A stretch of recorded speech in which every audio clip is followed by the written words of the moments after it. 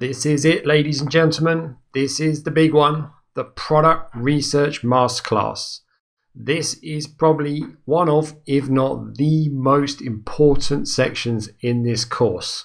Researching products and finding profitable products that will sell really well is super essential to your success in this game.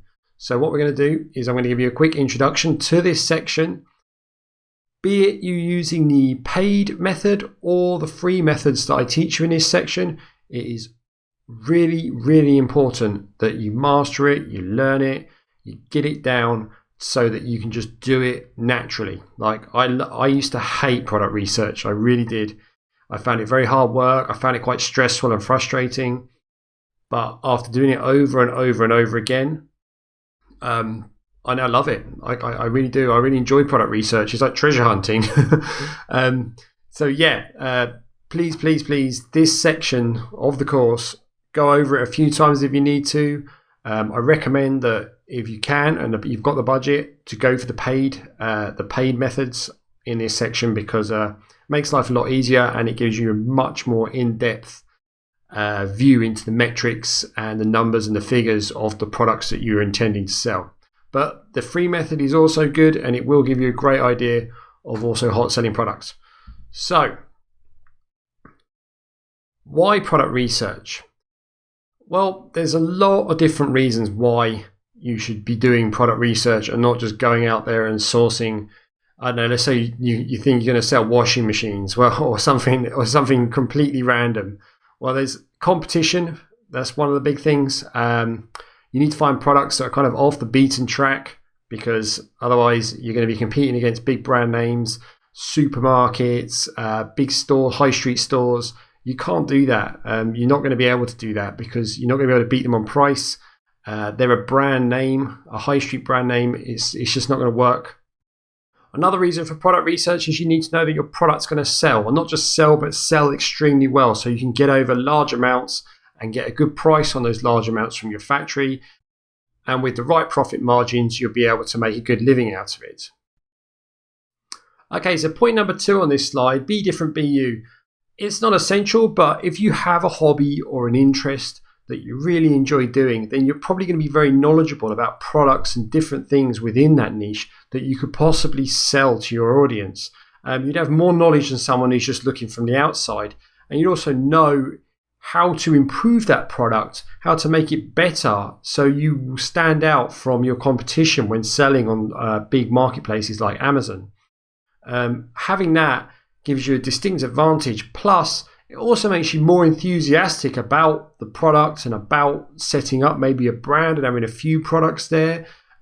It will reflect through, and people will see that when buying from you, because you can have a blog to complement it, you can have a YouTube channel, and all these sort of things will drive traffic towards your products and towards you as a brand, and that will really make you unique and give you a distinct advantage. So here, stay off the beaten track. Very much so. I show you that you should go to the Amazon bestsellers pages, of which we link to in the workbook. Those bestsellers are awesome, and there are some products on there that you'll find that are already off the beaten track and just so happen to be selling well, and you can get in and amongst that action. But you can also niche down from those best-selling products and find products that complement those bestsellers. Because if a product's in the top 100 of an Amazon bestsellers list, it's selling like crazy, which normally means that other products around it are also selling like crazy. So if you've got a certain kitchenware product, but there's another product that complements that product, then chances are both of those products are selling like crazy. But the one that complements it may not have as much competition as the one that's on the bestsellers list. Also, when looking for product ideas, look for things that people have a passion in, like hobbies, as mentioned before, and say pet products. Say if you've got a cat and you really care about a cat, people love their cats and love their dogs and their rabbits, and they will spend a lot of money buying toys or buying cat scratchers or buying whatever it is, so that their cat and their pet feels loved and feels happy.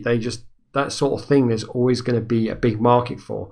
Also, consumables like air filters, water filters, Things that people are always going to need over time. It's not just going to be like a one-off purchase. It's going to be something that they need over and over and over again. Is also a great thing, because I own a cat, and my cat has a cat scratcher that it loves, and I've had the same cat scratcher for years, but obviously the cat plows through the cat scratcher like nobody's business. So I have to keep buying the same cat scratcher again because the cat loves it. So I just buy that one. I know they're getting them over from China, but I stick to what I know, because I know that that's what the cat loves. And that's the same with all sorts of things like trainers. I don't advise that you buy trainers or footwear, but if you buy a really comfortable pair of shoes and it lasts you a long time, you go back and look for that pair of shoes again, because they're the ones that you loved. They were the ones that made your feet so comfortable. Water filters, everything like that.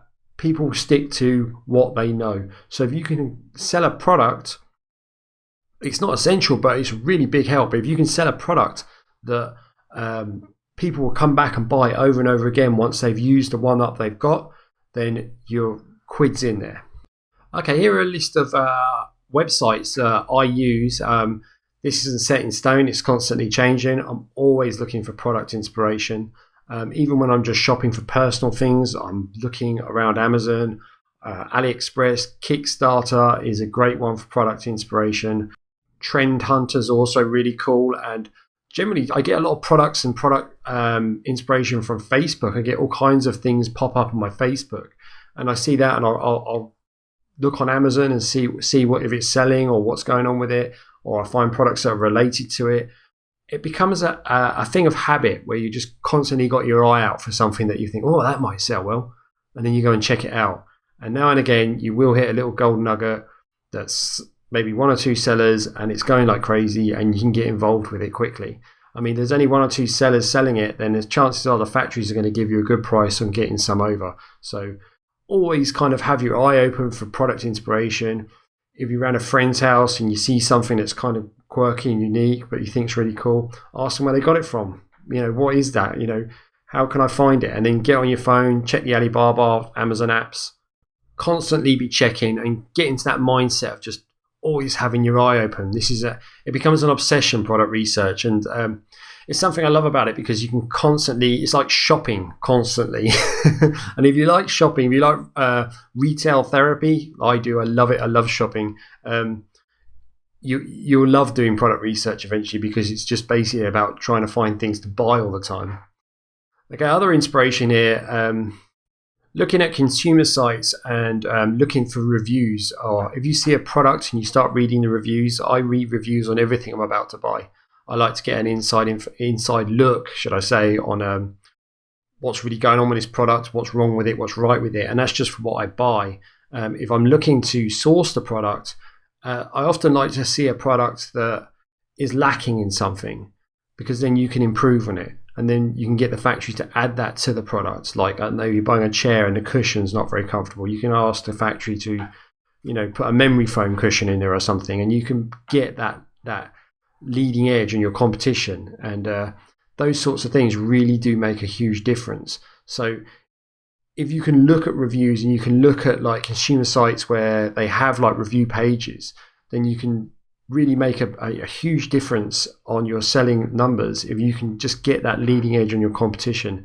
And it really doesn't make that much effort. I mean, the factory's going to make the product anyway. Say, for example, you're using a chair, they're going to put a cushion on a chair anyway.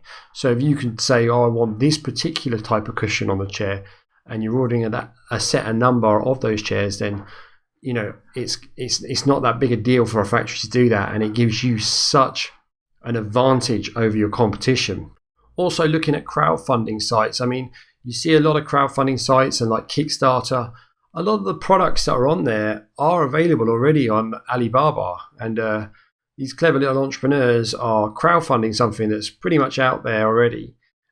So if you see a product on Kickstarter that's been super well funded, and you go on Alibaba and you find it there, if there's a market for it on Kickstarter and people are willing to fund this Kickstarter project, then there's a market for it, and that should tell you to look into that product even more, and maybe get some over and test them on eBay or set up a listing on Amazon.